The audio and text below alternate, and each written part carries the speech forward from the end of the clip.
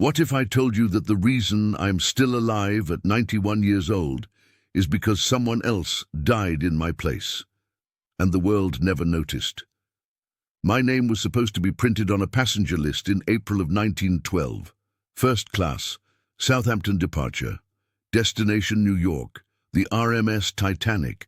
I've lived with that knowledge longer than most people live at all, and I've never said it out loud like this. Not to my wife when she was alive, not to my children, not to anyone. Because once you say something like this, it stops being a thought and becomes a truth you can't escape. I was born in 1933, long after the ship went down. But this story didn't begin with me. It began with my father.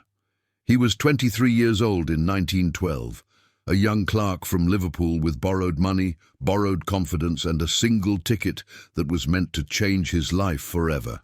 He was supposed to sail on the Titanic. That was the plan.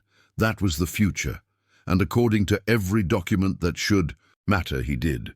But plans have a way of breaking quietly without witnesses. 2 days before departure, something happened that was never written down. No newspaper mentioned it. No official record captured it. A conversation, a favor, a request that sounded harmless at the time. My father didn't board that ship. Another man did. A man who walked onto the Titanic carrying my father's name. Growing up, I was told the Titanic was a tragedy, a historical event, a frozen moment in time. What I wasn't told was that my existence depended on a mistake buried under layers of polite silence and lost paperwork. I learned the truth slowly, in fragments, in things my father said when he thought no one was listening, in the way he would go quiet whenever the Titanic was mentioned, in the way he never let anyone look too closely at old documents. By the time I understood what had really happened, it was already too late to ask questions. The man who died with my father's name went to the bottom of the Atlantic. My father lived a full life under a shadow he could never remove, and I grew up carrying a secret I didn't choose, tied to one of the most famous disasters in human history. People talk about fate like it's poetic, like it's beautiful, but when you realize your life exists because of a silent exchange that ended someone else's, fate stops feeling romantic. It feels heavy, it feels unfinished, and it makes you wonder how many other names, how many other lives were quietly rearranged that night before the ship ever touched the water. Before this story goes any further, I need to pause for just a moment, because what I'm sharing isn't just history or mystery. It's about identity, guilt, and the uncomfortable truth that some lives continue only because others quietly ended. If this confession made you stop, even briefly, if it made you question what you think you know about the Titanic or about fate itself, then it matters that you engage with it. I want you to leave a comment and tell me what you're feeling right now. Not a summary, not a theory, just the first word or emotion that came to your mind when you realized someone may have died carrying another man's name. Was it shock, unease, anger, curiosity? Write that word below. These stories live and breathe through conversation, and understanding them only happens when we confront them together. If this kind of hidden truth, long-buried secret, and late-life confession is important to you, take a second to like this video and subscribe to the channel. It tells the algorithm, and it tells me, that stories like this deserve to be told before they disappear forever. No one ever teaches you how to live with a truth that technically does not exist. Because according to every official document, every preserved archive, every carefully curated list of Titanic passengers, my father died in 1912. His name is there, his cabin class is there, his ticket number appears clean and unquestioned. And yet I grew up eating dinner with him, listening to him breathe in his sleep, watching him age under a name that history insists should be at the bottom of the Atlantic. The exchange itself was not dramatic, That is what makes it so disturbing. There was no forged document stamped in secrecy, no envelope of money slid across a table in a dark room. It was a conversation between men who believed they were fixing a small problem, a favor between acquaintances, spoken quickly, without witnesses, without the weight of consequence attached to it. Someone needed passage urgently. Someone else hesitated. Names were never meant to become identities that night, only placeholders. And placeholders can be swapped. My father told me once, many years later, that the man who took his place looked relieved, not grateful, relieved, as if he believed he had escaped something already. That detail stayed with me because it didn't make sense until decades later. People don't feel relief unless they think they are dodging danger. And yet the Titanic was sold to the world as unsinkable, as safe as the future of travel itself. After the ship sank, the silence began. No one corrected the records. No one questioned why the wrong family mourned the wrong man. Governments were overwhelmed. Shipping companies were protecting themselves. Families were grieving too deeply to argue over names. And my father understood something terrifying very early on. Correcting the truth would mean exposing a chain of events no one wanted untangled. So he lived quietly. He never spoke of the ship unless pressed. He avoided newspapers every April. He refused interviews when Titanic survivors were asked to speak. And when official compensation lists were published, he made sure his name was nowhere near them. Survival, in his case, depended on staying invisible. As I grew older, I realized this wasn't just about the Titanic. It was about how easily history accepts what is written, not what is real. A single unchecked name became a permanent lie, and once that lie settled into books, museums, and memorials, telling the truth became an act that would destroy more lives than it would heal. There is a particular kind of horror that comes with knowing someone else was buried under your identity. Not metaphorically, literally. A man went into the Atlantic Ocean carrying my father's name, his paperwork, his future, and the weight of a life that was never meant to be his. And for decades, that man existed in history as the wrong person. I first learned about him when I was in my 40s. By then, my father was already gone, and the questions he never answered had started to feel heavier than the silence itself. I requested copies of old Titanic records, not because I expected to find anything new, but because I needed proof that the story I'd grown up with wasn't a hallucination passed down through fear. What I found was worse. The records were clean. Too clean. The name matched. The age was almost right. The class was right. Everything aligned perfectly, except reality. That man boarded the Titanic believing he was beginning a new life. He wrote letters before departure. He shook hands with dock workers. He slept in a bunk assigned to someone else. When the ship struck the iceberg, he panicked like everyone else.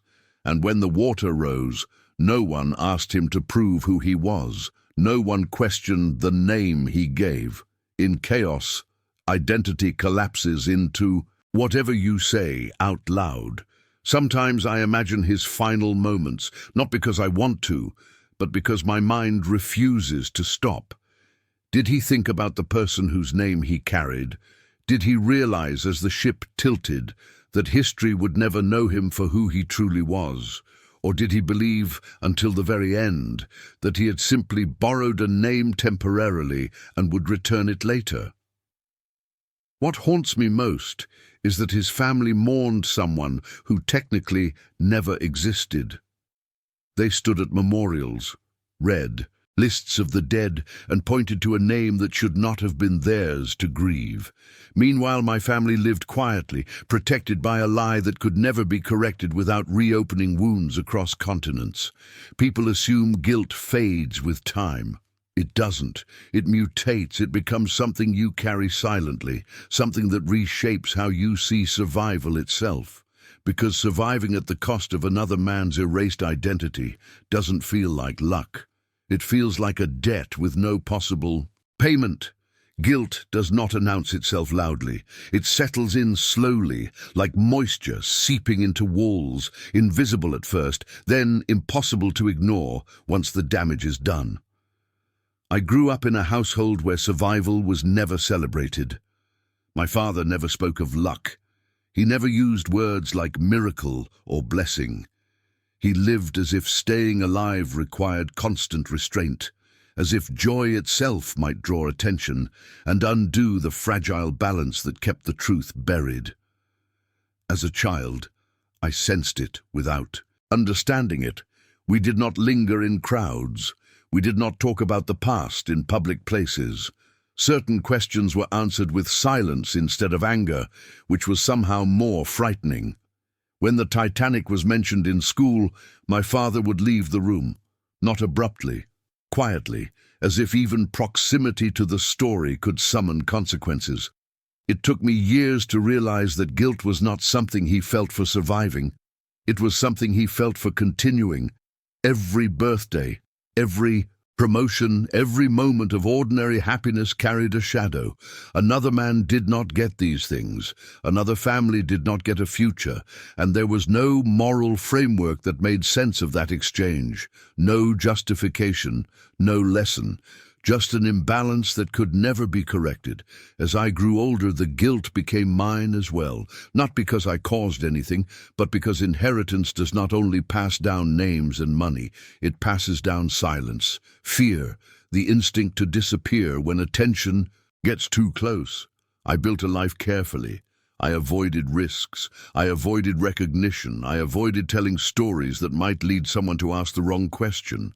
What makes it worse is knowing that history prefers clean narratives. Heroes, villains, victims, survivors.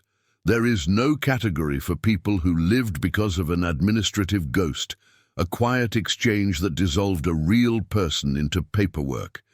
There is no monument for the man who died under the wrong name, no footnote for the family that mourned the wrong future. And so the guilt stayed private. It showed up in sleepless nights, in the way I read obituaries too carefully, in the way I never fully believed I was entitled to old age. Every year passed, what felt reasonable added weight. 91 years feels excessive when someone else never reached 30. For most of my life, I believed the truth was buried simply because time had passed. That history had moved on, that the Titanic had become a closed chapter, frozen in black and white photographs and polite museum plaques. I was wrong. The truth wasn't just buried by time, it was actively sealed, reinforced by layers of convenience, embarrassment, and institutional silence. In the late 1970s, when I was already an old man by today's standards, I made a quiet decision. I began requesting documents, not publicly, not dramatically, just letters, formal inquiries, careful wording, passenger manifests, immigration records, insurance filings. I told myself I was only curious, that I wanted clarity before I died. What I found instead was resistance disguised as courtesy. Some records were missing, others were partially redacted without explanation. Names appeared in one archive and vanished in another. Dates shifted by a day here, an age adjusted there. Nothing blatant enough to accuse anyone of fraud, but enough to ensure that no single thread could be followed cleanly. It felt deliberate, like a house built with doors that almost line up, but never quite open. What unsettled me most was realizing how many people benefited from letting the confusion stand. Shipping companies avoided lawsuits. Governments avoided admitting procedural failures. Families avoided reopening grief they had already survived once. Even historians preferred a stable list over an uncomfortable correction. The lie became useful, and once a lie becomes useful, it becomes permanent. I discovered correspondence between offices suggesting that corrections would create unnecessary distress. That phrase stayed with me. Unnecessary for whom? For the families who mourned the wrong man, or for the institutions that feared accountability more than accuracy? At some point, the truth stopped being about justice and became a threat to order. By then, my father was gone. The man who could have confirmed everything had died protecting the same silence that kept him alive. And I understood something deeply unsettling. History is not guarded by truth. It is guarded by agreement. As long as enough people benefit from not knowing, the truth remains politely locked away. People assume silence comes from fear, but that's only part of it. The truth is, silence also comes from responsibility, from knowing that once words leave your mouth, they don't belong to you anymore. For most of my life, I believed staying quiet was the least harmful choice, not the right one, just the least destructive. After my father died, I carried the secret alone. At first, I told myself I was protecting his memory. He had survived by disappearing into ordinary life, by never challenging the version of history that said he was dead. Speaking would have dragged his name back into scrutiny, raised questions he had spent decades avoiding. I thought silence was loyalty. Then I told myself I was protecting families. Somewhere, descendants of the man who died with my father's name were living their lives shaped by a loss they believed was theirs. Who was I to reopen that wound? What good would it do to tell them that the man they mourned was not who they thought he was, that their grief belonged to someone else entirely? Some truths don't heal, they only destabilize. But time changes the weight of silence. As years passed, the people most affected by the lie began to disappear. Witnesses died, direct descendants aged. Institutions archived their responsibility behind locked doors and polite explanations. And I began to understand something uncomfortable. The longer I waited, the easier it became for the truth to vanish completely. What finally pushed me was not courage. It was exhaustion. Living to 91 with a secret like this creates a strange sense of debt. Every extra year feels borrowed. Every birthday feels like time I was never meant to have. I started asking myself a different question.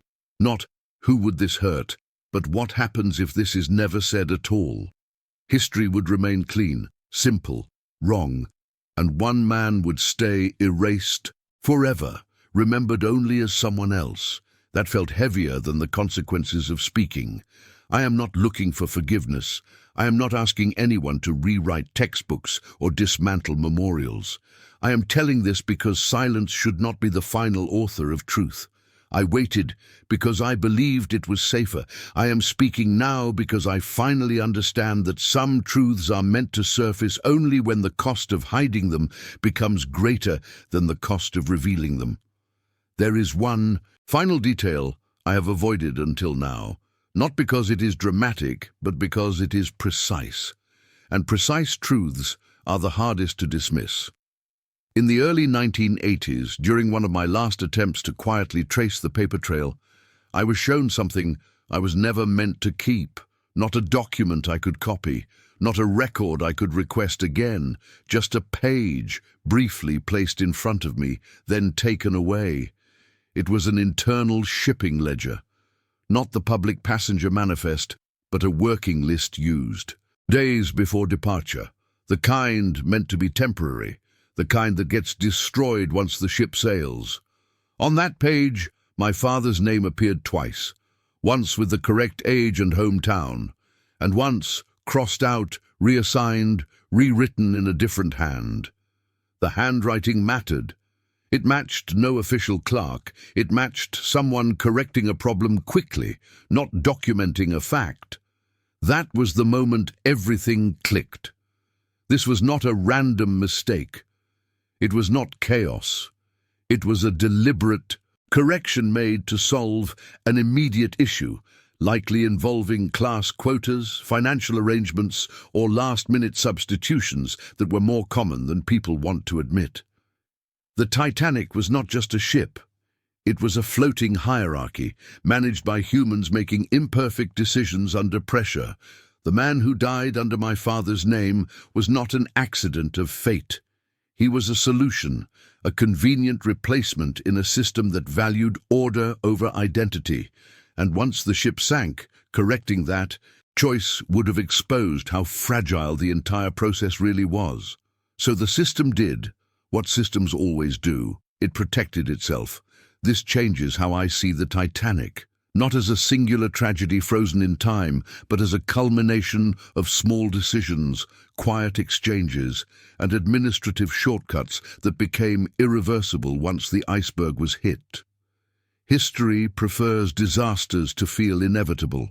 It avoids acknowledging how human and preventable so much of it really is.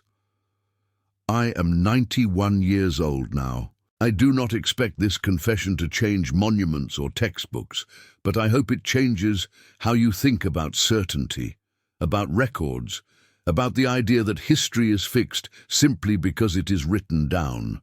Sometimes the most important truths exist only in the spaces between documents, carried by people who waited too long to speak.